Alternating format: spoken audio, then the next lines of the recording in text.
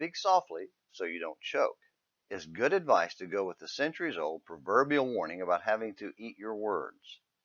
It's also one most, if not all of us, have ignored to our shame and embarrassment.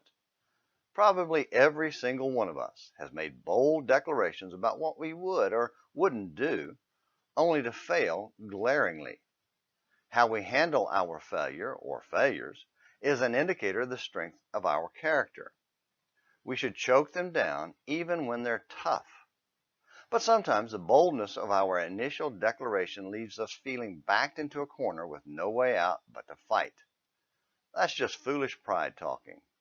An angry, excuse-laden defense of our indefensible conduct proclaims a weak, prideful heart, while admission and submission to the humiliation indicates a strong, humble heart.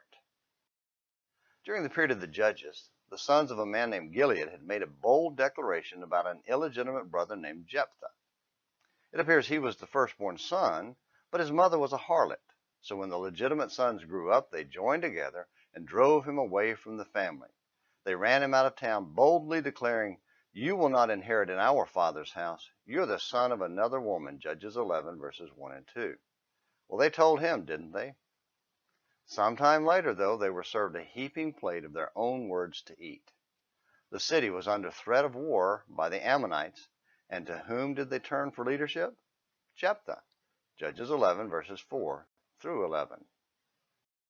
Perhaps some of those brothers were in the delegation that asked him for help. That might explain the sharpness of his answer. "Didn't you hate me and run me out of my father's house? Why have you come to me now that you're in distress?" Judges 11, verse 7.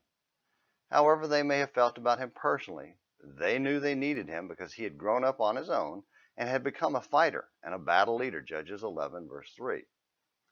So they swallowed their pride and their words and choked out an admission that they needed him to lead in battle and agreed to serve him, Judges 11, verses 8 through 11. When it comes to serving God, who among us needs to swallow our prideful words and ask God to forgive and lead us? Well, it's simple. All of us. In other words, anyone who wants to be a Christian. And do you want to know where to start? Well, it begins with repentance and baptism. And please don't say, "I don't have to be baptized. I'm already saved."